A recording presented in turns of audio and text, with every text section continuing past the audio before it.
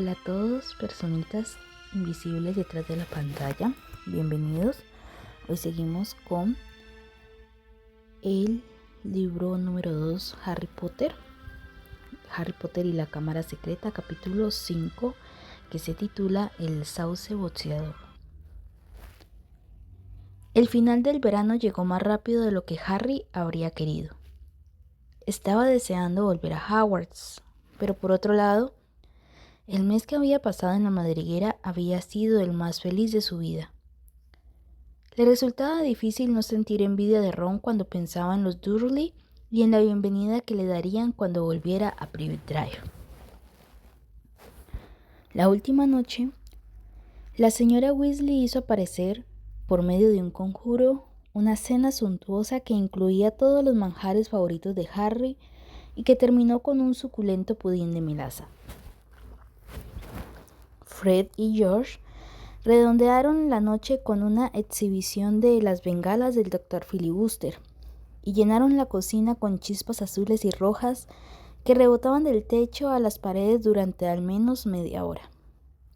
Después de esto llegó el momento de tomar una última taza de chocolate caliente e ir a la cama.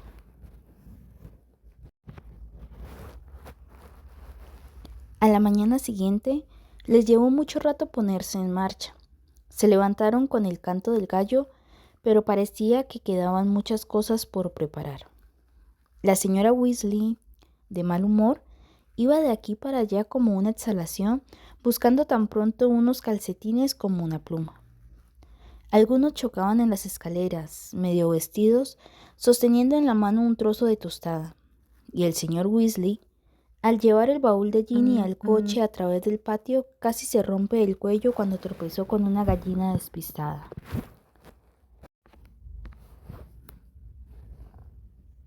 A Harry no le entraba en la cabeza que 8 personas, 6 baúles grandes, 2 lechuzas y una rata pudieran caber en un pequeño Fort Anglia.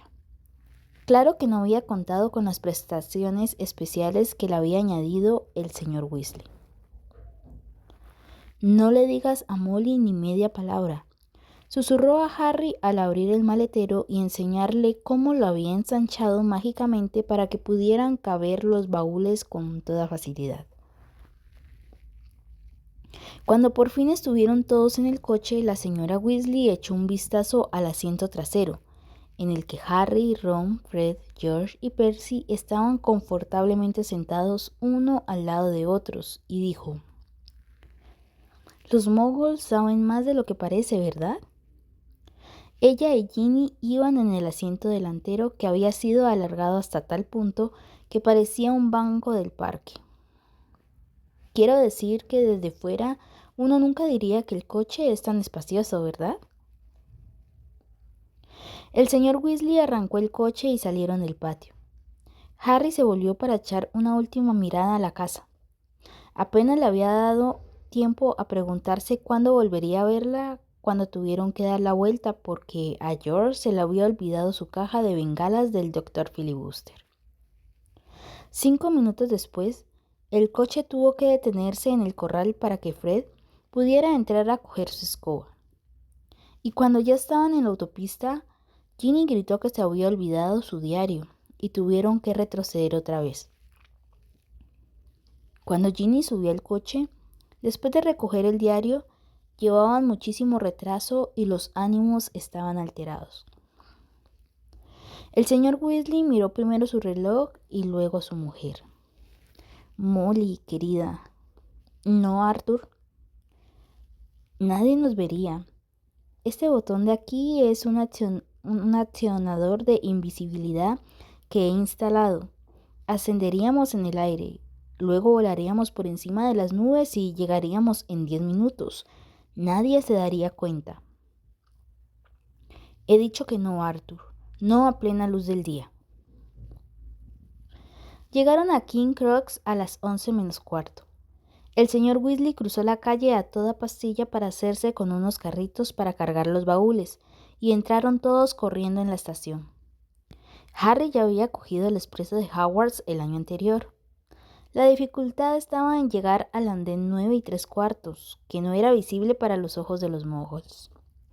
Lo que había que hacer era atravesar caminando la gruesa barrera que separaba el andén 9 del 10. No era doloroso, pero había que hacerlo con cuidado para que ningún mogol notara la desaparición.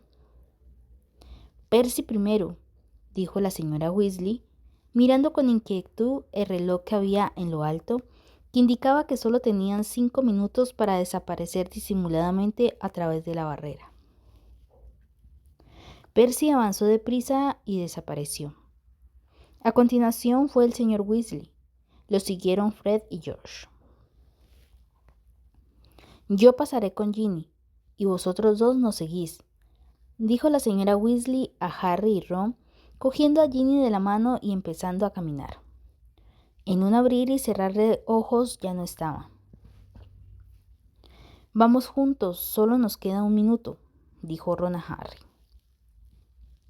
Harry se aseguró de que la jaula de Hedwig estuviera bien sujeta encima del baúl y empujó el carrito contra la barrera. No le daba miedo. Era mucho más seguro que usar los polvos Floo. Se inclinaron sobre la barra de sus carritos y se encaminaron con determinación hacia la barrera, cogiendo velocidad. A 1 metro de la barrera empezaron a correr y... ¡patapum! Los 2 carritos chocaron contra la barrera y rebotaron. El baúl de Ron saltó y se estrelló contra el suelo con gran estruendo. Harry se cayó y la jaula de Hedwig, al dar en el suelo, rebotó y salió rodando, con la lechuza adentro dando unos terribles chillidos. Todo el mundo los miraba y un guardia que había allí cerca les gritó: «¿Qué demonios estáis haciendo?» «He perdido el control del carrito», dijo Harry entre jadeos, sujetándose las costillas mientras se levantaba. Ron salió corriendo detrás de la jaula de Hedwig, que estaba provocando tal escena que la multitud hacía comentarios sobre la crueldad con los animales. «¿Por qué no hemos podido pasar?», preguntó Harry a Ron. «Ni idea». Ron miró furioso a su alrededor. Una docena de curiosos todavía los estaba mirando. «Vamos a perder el tren», se quejó. «No comprendo por qué se nos ha cerrado el paso». Harry miró el reloj gigante de la estación y sintió náuseas en el estómago. 10 segundos. 9 segundos. Avanzó con el carrito, con cuidado, hasta que llegó a la barrera y empujó a continuación con todas sus fuerzas. La barrera permaneció allí infranqueable. 3 segundos. 2 segundos. 1 segundo.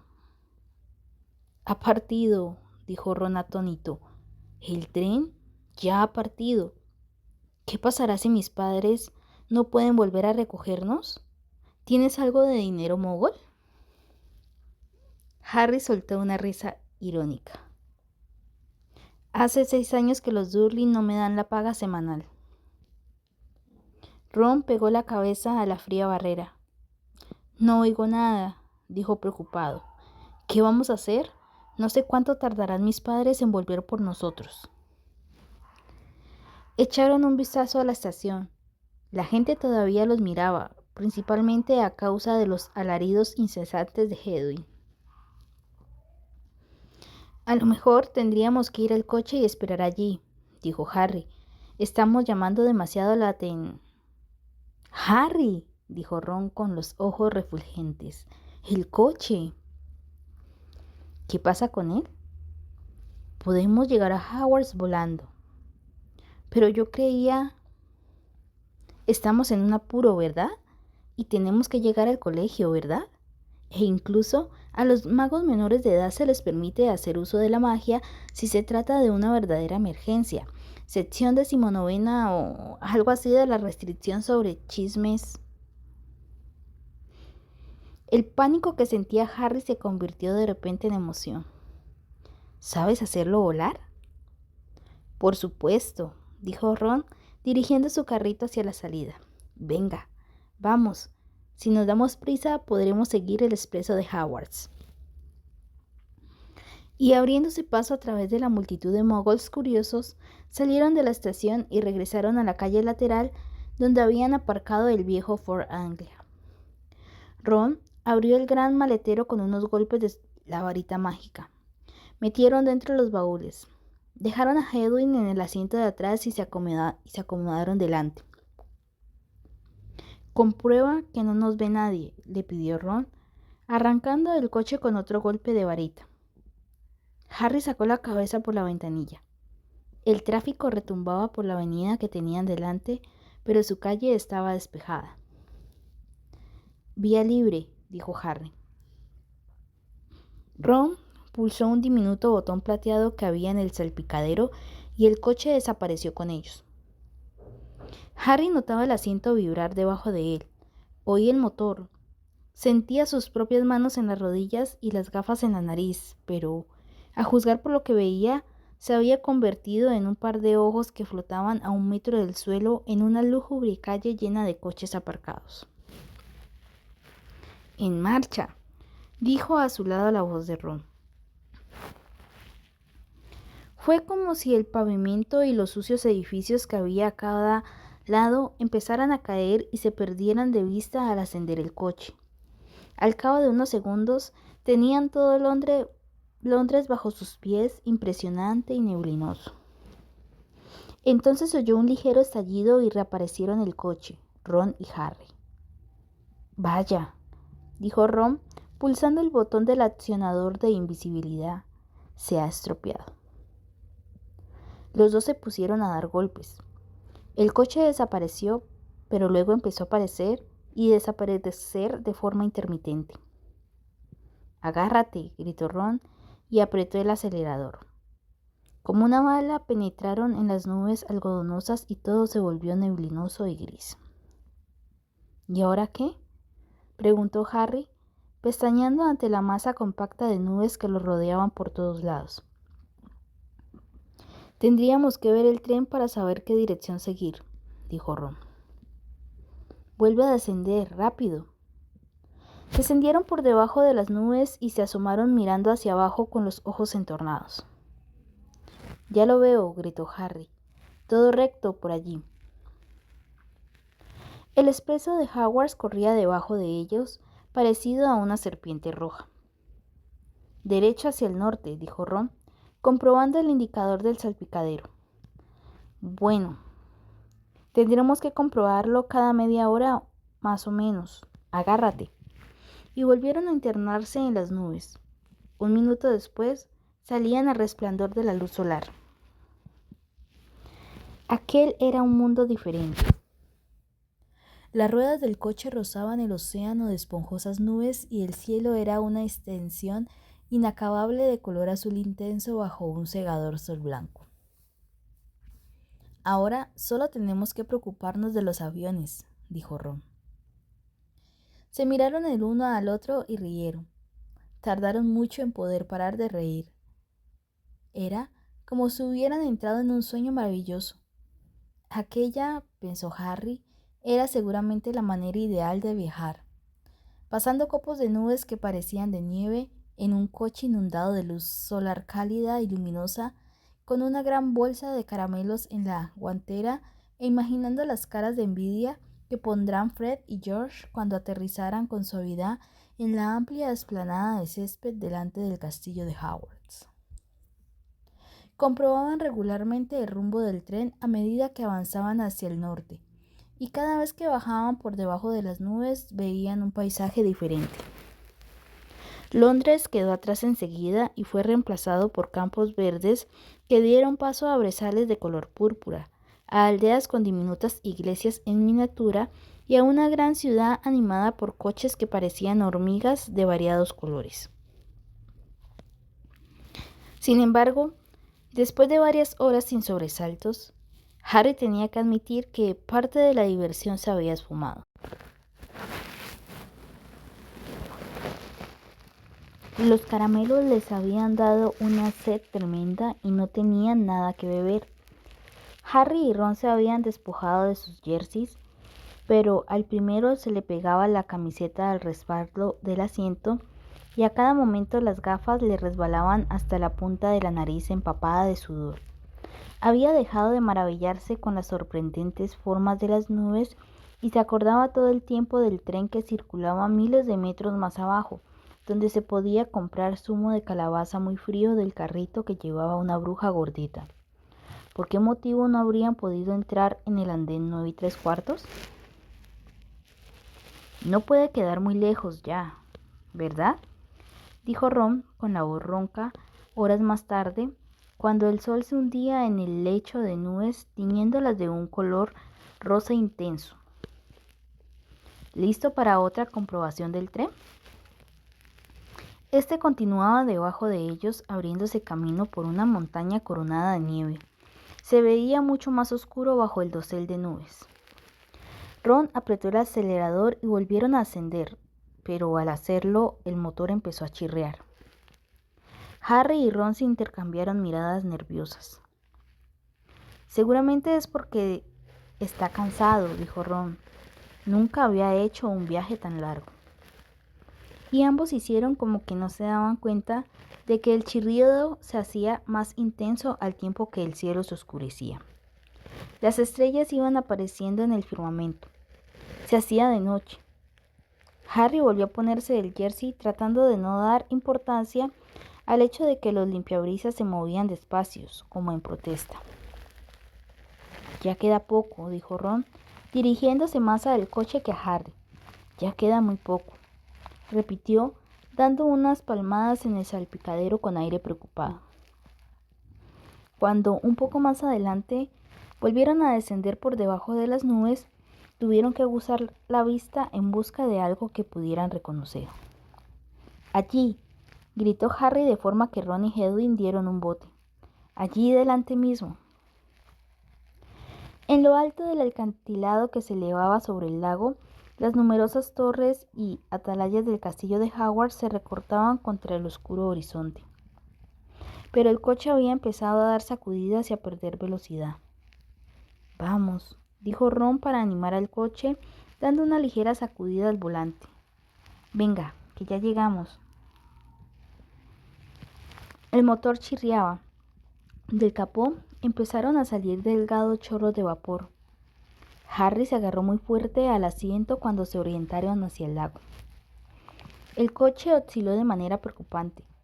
Mirando por la ventanilla, Harry vio la superficie calma, negra y cristalina del agua, un par de kilómetros por debajo de ellos. Ron aferraba con tanta fuerza el volante que se le ponían blancos los nudillos de las manos.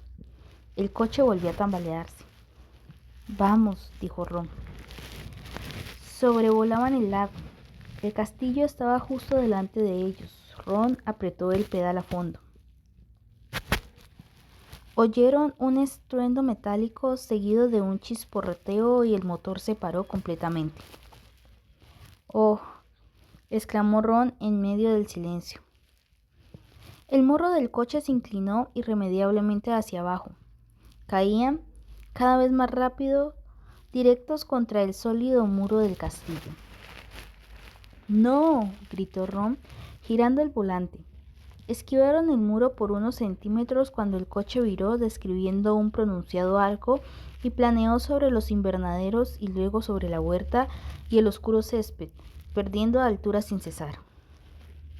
Ron soltó el volante y se sacó del bolsillo de atrás la varita mágica. «¡Alto! ¡Alto!», gritó, dando unos golpes en el salpicadero y el parabrisas, pero todavía estaban cayendo en picado y el suelo se precipitaba contra ellos. «¡Cuidado con el árbol!», gritó Harry cogiendo el volante, pero era demasiado tarde.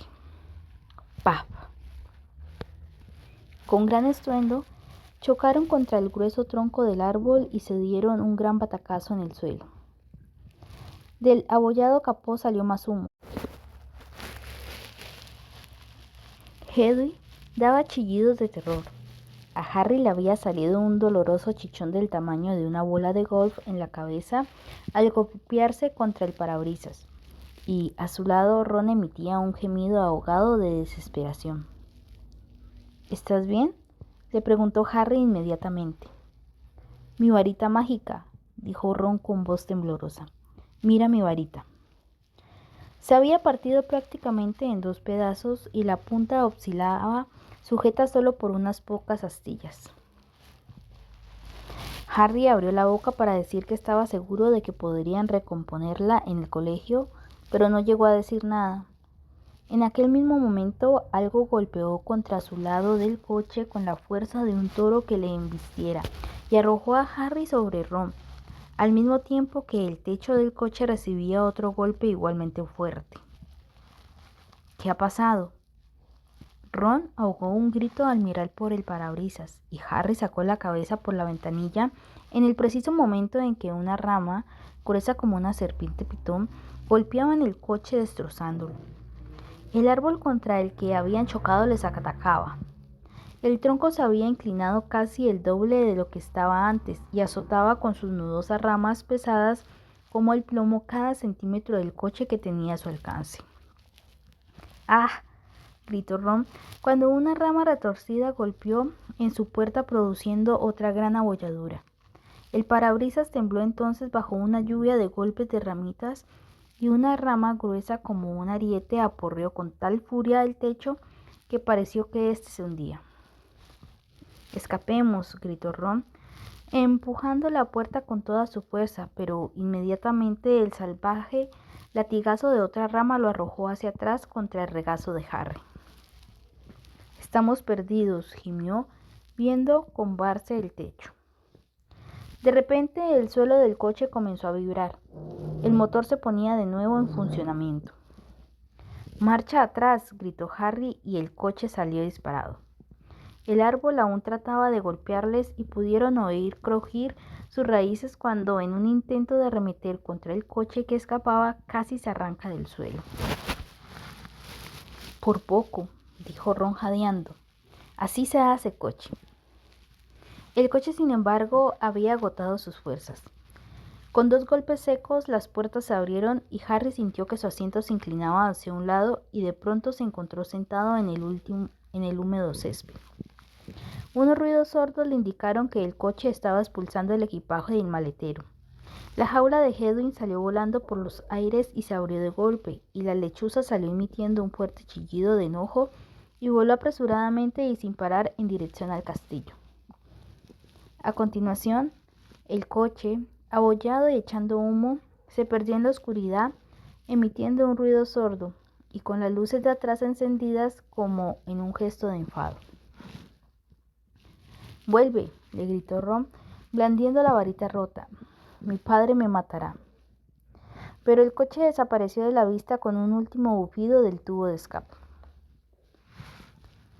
«¿Es posible que tengamos esta suerte?», preguntó Ron, embargado por la tristeza mientras se inclinaba para recoger a Scabbers la rata. «De todos los árboles con los que podíamos haber chocado, tuvimos que dar contra el único que devuelve los golpes». Se volvió para mirar el viejo árbol que todavía agitaba sus ramas pavorosamente. «Vamos», dijo Harry cansado. «Lo mejor que podemos hacer es ir al colegio». No era la llegada triunfal que habían imaginado. Con el cuerpo agarrotado, frío y magullado, cada uno cogió su baúl por la anilla del extremo y los arrastraron por la ladera cubierta de césped hacia arriba, donde les esperaban las inmensas puertas de roble de la entrada principal. «Me parece que ya ha comenzado el banquete», dijo Ron, dejando su baúl al principio de los escalones y acercándose sigilosamente para echar un vistazo a través de una ventana iluminada. Harry, ven a ver esto, es la selección». Harry se acercó a toda prisa y juntos contemplaron el gran comedor. Sobre 4 mesas abarrotadas de gente se mantenían en el aire innumerables velas haciendo brillar los platos y las copas. Encima de las cabezas, el techo encantado que siempre reflejaba el cielo exterior estaba cuajado de estrellas.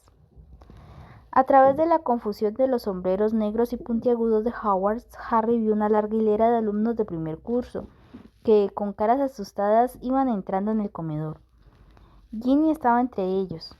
Era fácil de distinguir por el color intenso de su pelo, que revelaba su pertenencia a la familia Weasley. Mientras tanto, la profesora McGonagall, Una bruja con gafas y con el pelo recogido en un apretado moño ponía el famoso sombrero seleccionador de Howard sobre un taburete delante de los recién llegados. Cada año este sombrero viejo, remendado, raído y sucio distribuía a los nuevos estudiantes en cada una de las 4 casas de Howards: Gryffindor, Hufflepuff, Ravenclaw y Slytherin. Harry se acordaba bien de cuándo se lo había puesto, un año antes, y había esperado muy quieto la decisión que el sombrero pronunció en voz alta en su oído. Durante unos escasos y horribles segundos había temido que lo fuera a destinar a Slytherin, la casa que había dado más magos y brujas tenebrosos que ninguna otra, pero había acabado en Gryffindor con Ron, Hermione y el resto de los Weasley. En el último trimestre, Harry y Ron habían contribuido a que Gryffindor ganara el campeonato de las casas, venciendo a Slytherin por primera vez en 7 años. Habían llamado a un chaval muy pequeño de pelo castaño para que se pusiera el sombrero. Harry desvió la mirada hacia el profesor Dumbledore, el director, que se hallaba contemplando la selección desde la mesa de los profesores con su larga barba plateada y sus gafas de media luna brillando a la luz de las velas. Varios asientos más allá, Harry vio a Gilderoy Lockhart vestido con una túnica color aguamarina, y al final estaba Hagrid, grande y peludo, apurando su copa. «Espera», dijo Harry a Ron en voz baja. «Hay una silla vacía en la mesa de los profesores. ¿Dónde está Snape?» Severus Snape era el profesor que menos le gustaba a Harry, y Harry resultó ser el alumno que menos le gustaba a Snape, que daba clase de pociones y era cruel, sarcástico y sentía aversión por todos los alumnos que no fueran de Slytherin, la casa a la que pertenecía. «A lo mejor está enfermo», dijo Ron esperanzado.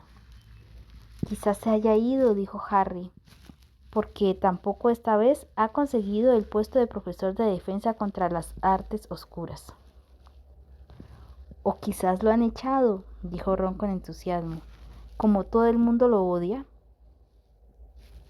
«O tal vez», dijo una voz glacial detrás de ellos, «quiere averiguar por qué no habéis llegado vosotros dos en el tren escolar».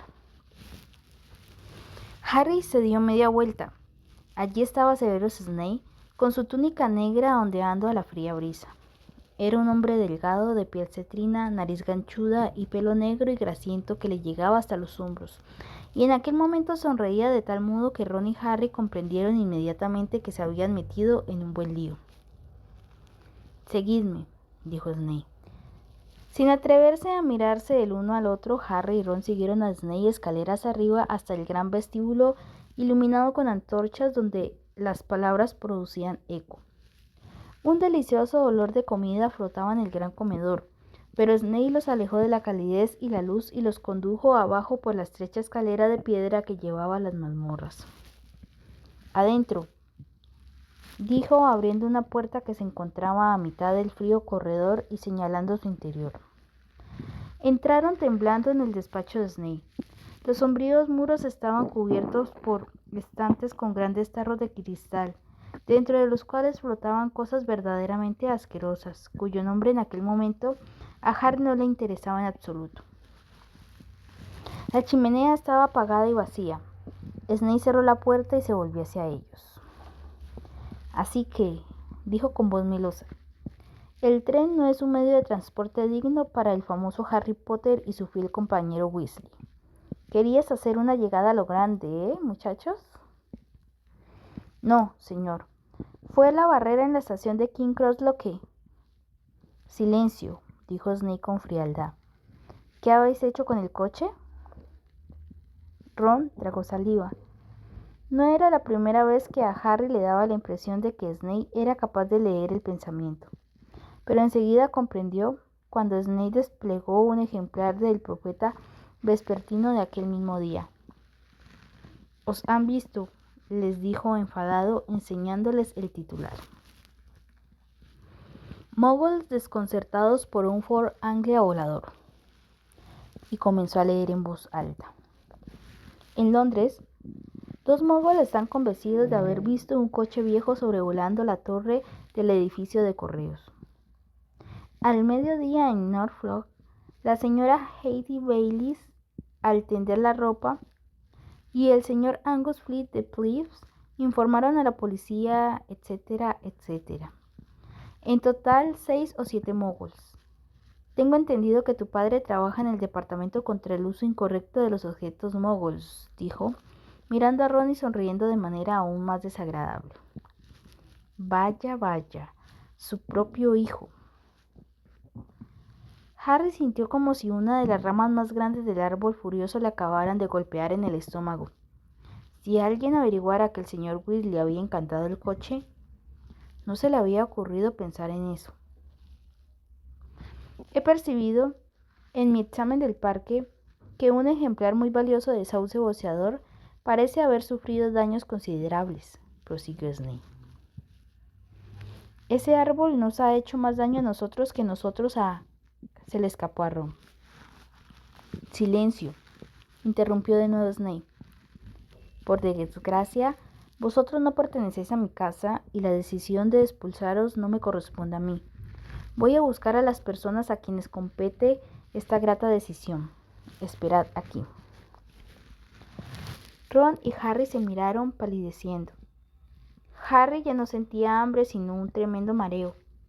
Trató de no mirar hacia el estante que había detrás del escritorio de Snape, donde en un gran tarro con líquido verde flotaba una cosa muy larga y delgada. Si Snape había ido en busca de la profesora McGonagall, jefa de la casa Gryffindor, su situación no iba a mejorar mucho. Ella podía ser mejor que Snape, pero era muy estricta. 10 minutos después Snape volvió y se confirmó que era la profesora McGonagall quien lo acompañaba. Harry había visto en varias ocasiones a la profesora McGonagall enfadada, pero o bien había olvidado los tensos que podía poner los labios, o es que nunca la había visto tan enfadada. Ella levantó su varita al entrar. Harry y Ron se estremecieron, pero ella simplemente apuntaba hacia la chimenea, donde las llamas empezaron a brotar al instante. Sentaos, dijo ella, y los dos se retiraron a 2 sillas que había al lado del fuego. Explicaos, añadió. Sus gafas brillaban inquietantemente. Ron comenzó a narrar toda la historia, empezando por la barrera de la estación que no los había dejado pasar. Así que no teníamos otra opción, profesora. No pudimos coger el tren. ¿Y por qué no enviasteis una carta por medio de una lechuza? Imagino que tenéis alguna lechuza, dijo fríamente la profesora McGonagall a Harry. Harry se quedó mirándola con la boca abierta. Ahora que la profesora lo mencionaba, parecía obvio que aquello era lo que tenía que haber hecho. No lo pensé. Eso, observó la profesora McGonagall, es evidente. Llamaron a la puerta del despacho y Snape la abrió, más contento que unas Pascuas. Era el director, el profesor Dumbledore.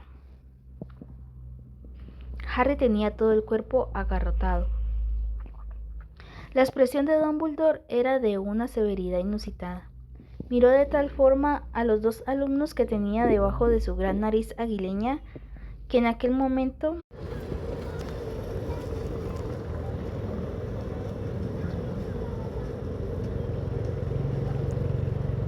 Harry habría preferido estar con Ron recibiendo los golpes del sauce boxeador. Hubo un prolongado silencio tras el cual Dumbledore dijo: «Por favor, explícame por qué lo habéis hecho». Habría sido preferible que hubiera gritado.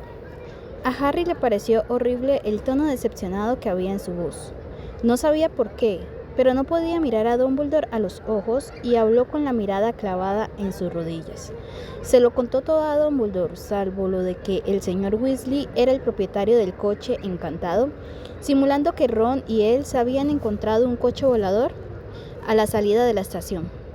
Supuso que Dumbledore les interrogaría inmediatamente al respecto, pero Dumbledore no preguntó nada sobre el coche. Cuando Harry acabó, el director simplemente siguió mirándolos a través de sus gafas. «Iremos a recoger nuestras cosas», dijo Ron en un tono de voz desesperado. «¿Qué quieres decir, Weasley?», bramó la profesora McGonagall. «Bueno, nos van a expulsar, ¿no?», dijo Ron. Harry miró a Dumbledore.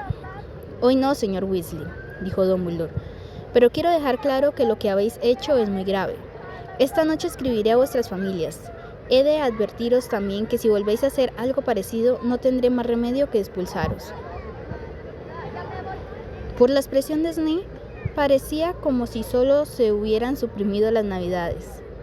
Se aclaró la garganta y dijo: «Profesor Dumbledore, estos muchachos han transgredido el decreto para la restricción de la magia en menores de edad. Han causado daños graves a un árbol muy antiguo y valioso. Creo que actos de esta naturaleza corresponderá a la profesora McGonagall imponer el castigo a estos muchachos, Severus», dijo Dumbledore con tranquilidad. «Pertenecen a su casa y están por tanto bajo su responsabilidad». Se volvió hacia la profesora McGonagall. «Tengo que regresar al banquete, Minerva. He de comunicarles unas cuantas cosas. Vamos, Severus, hay una tarta de crema que tiene muy buena pinta y quiero probarla». Al salir del despacho, Snape dirigió a Ron y Harry una mirada envenenada. Se quedaron con la profesora McGonagall, que todavía los miraba como un águila enfurecida. «Lo mejor será que vayas a la enfermería, Weasley. Estás sangrando». «No es nada», dijo Ron, frotándose enseguida con la manga la herida que tenía en la ceja. «Profesora, quisiera ver la selección de mi hermano». «La ceremonia de selección ya ha concluido», dijo la profesora McGonagall. «Tu hermana está también en Gryffindor». «Bien», dijo Ron. Y hablando de Gryffindor, empezó a decir severamente la profesora McGonagall, pero Harry la interrumpió. «Profesora, cuando nosotros cogimos el coche, el curso aún no había comenzado, así que en realidad a Gryffindor no habría que quitarle puntos, ¿no?», dijo mirándola con temor. La profesora McGonagall le dirigió una mirada penetrante, pero Harry estaba seguro de que había estado a punto de sonreír. Tenía los labios menos tensos, eso era evidente. «No quitaremos puntos a Gryffindor», dijo ella, y Harry se sintió muy aliviado. «Pero vosotros dos seréis castigados». Eso era menos malo de lo que Harry se había temido. En cuanto a que Dumbledore escribiera a los Dursley, le daba lo mismo. Harry sabía perfectamente que los Dursley lamentarían que el sauce boxeador no lo hubiera aplastado. La profesora McGonagall volvió a levantar su varita y apuntó con ella al escritorio de Snape.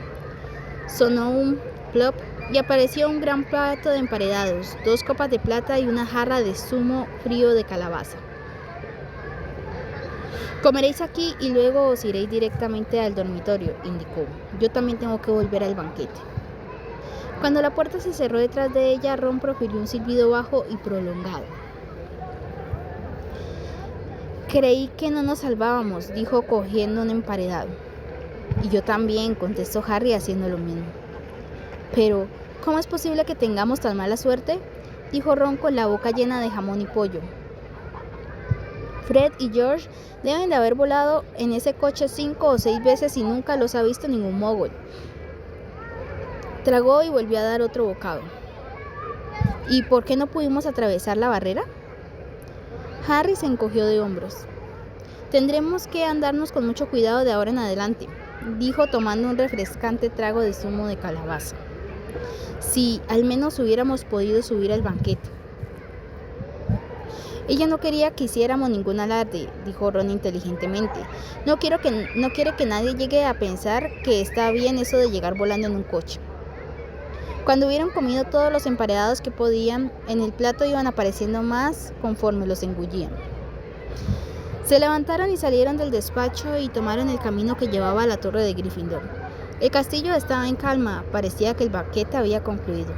Pasaron por delante de retratos parlantes y armaduras que chirriaban y subieron por las escaleras de piedra hasta que llegaron finalmente al corredor donde, oculta detrás de una pintura al óleo que representaba a una mujer gorda, vestida con un vestido de seda rosa, estaba la entrada secreta a la torre de Gryffindor.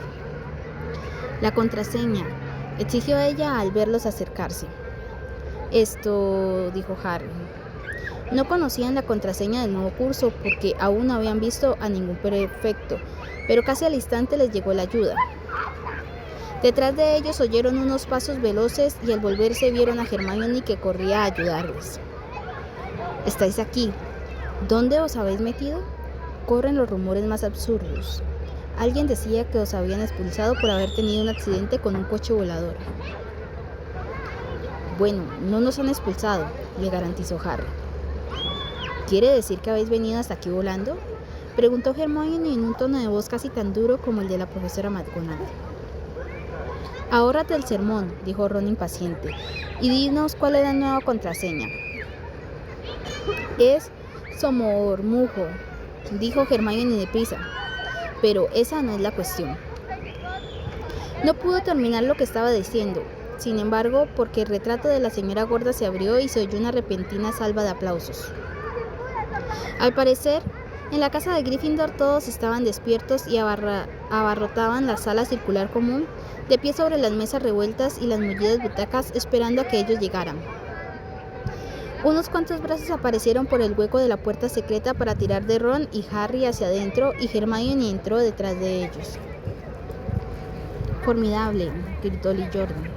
«Soberbio, qué llegada. Habéis volado en un coche hasta el sauce boxeador. La gente hablará de esta proeza durante años». «Bravo», dijo un estudiante de quinto curso con quien Harry no había hablado nunca. Alguien le daba palmadas en la espalda como si acabara de ganar una maratón. Fred y George abrieron camino hasta la primera fila de la multitud y dijeron al mismo tiempo: «¿Por qué no nos llamasteis?». Ron estaba azorado y sonreía sin saber qué decir. Harry se fijó en alguien que no estaba en absoluto contento. Al otro lado de la multitud de emocionados estudiantes de primero, vio a Percy que trataba de acercarse para reñirles. Harry le dio a Ron con el codo en las costillas y señaló a Percy con la cabeza. Inmediatamente Ron entendió lo que quería decir. «Tenemos que subir, estamos algo cansados», dijo. Y los dos se abrieron paso hacia la puerta que había al otro lado de la estancia, que daba a una escalera de caracol y a los dormitorios. «Buenas noches», dijo Harry a Hermione volviéndose. Ella tenía la misma cara de enojo que Percy. Consiguieron alcanzar el otro extremo de la sala común recibiendo palmadas en la espalda, y al fin llegaron a la tranquilidad de la escalera. La subieron deprisa, derechos hasta el final, hasta la puerta de su antiguo dormitorio, que ahora lucía un letrero que indicaba segundo curso. Penetraron en la estancia que ya conocían. Tenía forma circular, con sus 5 camas adoseladas con terciopelo rojo y sus ventanas elevadas y estrechas. Les habían subido a los baúles y los habían dejado a los pies de sus camas respectivas. Ron sonrió a Harry con una expresión de culpabilidad. «Sé que no tendría que haber disfrutado de este recibimiento, pero la verdad es que...». La puerta del dormitorio se abrió y entraron los demás chicos del segundo curso de la casa de Gryffindor: Seamus Finnegan, Dean Thomas y Neville Longbottom. «Increíble», dijo Seamus sonriendo. «Formidable», dijo Dean. «Alucinante», dijo Neville sobrecogido. Harry no pudo evitarlo, él también sonrió. Llegamos al fin del capítulo número 5, Harry Potter y la Cámara Secreta.